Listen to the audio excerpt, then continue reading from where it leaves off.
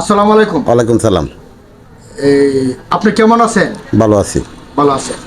আমাদের পীরপুর 1 নং ওয়ার্ড 2 নং রামদি নন পীরপুর 1 নং ওয়ার্ড সাবেক যুব দলের সভাপতি মোহাম্মদ জহির মিয়া আমাদের পীরপুর 1 নং ওয়ার্ড থেকে সাবেক যুব দলের সভাপতি জহির মিয়ার কাছ থেকে আমাদের জনাব শরীফুল আলম সাহেবের যে স্বপ্ন পূরণ হলো, এখন বর্তমানে আমরা সেই যুবদল নেতা সাবেক সভাপতি তার কাছ থেকে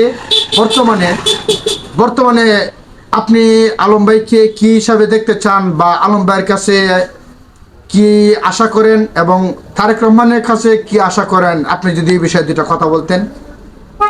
সর্বপ্রথম ভৈরব কুলিয়ারসরের মানুষকে ধন্যবাদ দিতে যাই। ভৈরব কুলিয়ারসর মানুষের এই পরিশ্রমে আমরা আলমবারে পাশ করাইতে পারছি। এই জন্য সর্বপ্রথম বিশেষ করে ভৈরববাসীরে আমরা ভৈরবের ভাই বোনের ধন্যবাদ দিলাম। আর কেন্দ্রীয় পর্যায়ের যে বিষয়টা তারেকবার বিষয়টা আমরা আলম ভাইরে মন্ত্রী হিসেবে দেখতে চাই। ওনার যেই মন্ত্রীরা মনে হয় ভালো হইব, মানে যেই মন্ত্রীর যোগ্য মনে হয়, যেই ধরনের মন্ত্রীর যোগ্য মনে হয়, আমরা শুধু একজন মন্ত্রী চাই।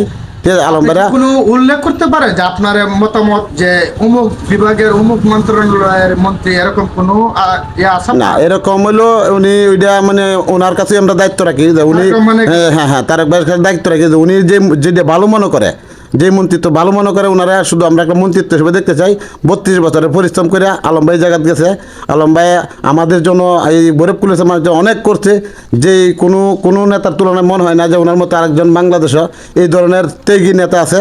এই যে মামলা খাইছে, মামলা খাইছে, মায়ের খাইছে, অনেক কিছু করছে, অনেক ত্যাগ স্বীকার করছে। মানে আলম ভাই মানে দ্বিতীয় আরেকটা বাংলাদেশের শরীফুল আলমের মতো ব্যক্তি আরেকজন আছে কিনা, ওনার পুরস্কার হিসাবে আমরা যাতে উনি একজন মন্ত্রী পাই, আমরা যে কোনো ধরনের একটা যে কোনো মন্ত্রণালয় নিয়ে ওনার দায়িত্ব দিলেই আমরা সন্তুষ্ট। অসংখ্য ধন্যবাদ। তবে সাবেক যুবদল সভাপতি জহির মিয়া, আপনার কাছে আমার আরেকটা প্রশ্ন যে শরীফুল আলম সাহেব, আপনারা যতটুকু ত্যাগ স্বীকার করেছেন, যতটুকু পরিশ্রম করেছেন, কিরকম প্রতিশ্রুতি শরীফুল আলম সাহেবের কাছে আপনারা কতটুকু আশা করেন, এই বিষয়ে যদি একটু বলতেন।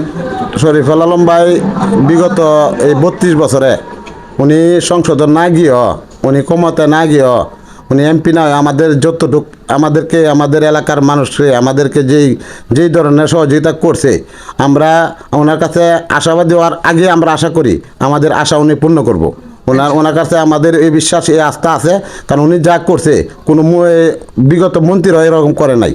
উনি যা করছে উনি ব্যক্তিগত। তাহলে আপনার কাছে আমার শেষ একটা দাবি, আপনি মন্ত্রী হিসেবে তাকে দেখতে। জি, আমরা একটা দাবি যে ওনার একটা মন্ত্রণালয়ের দায়িত্ব দেওয়া হোক, কোনো একজন মন্ত্রী হিসেবে ওনাদেরকে দেখতে চাই।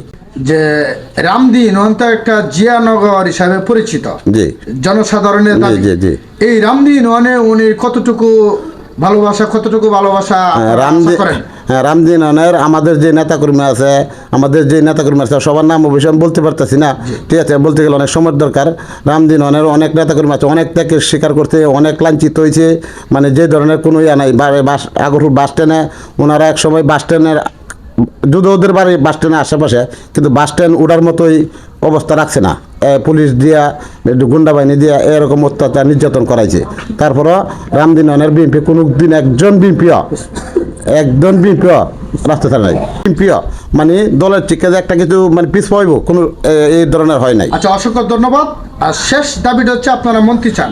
শেষ দাবিটা হলো শেষবারের মতো আমি আবারও ভৈরব পুলিশের ধন্যবাদ দিয়া, সকলকে ধন্যবাদ দিয়া আমরা আলম ভাইয়ের একজন মন্ত্রী হিসাবে ওনাকে আমরা দেখতে চাই। আমরা জোরালো দাবি যে আলম ভাইয়ের একটা মন্ত্রণালয়, যে কোনো মন্ত্রণালয়ের একটা মন্ত্রী হিসেবে দায়িত্ব দেওয়া হোক, এটাই আমাদের দাবি। ধন্যবাদ আপনাকে।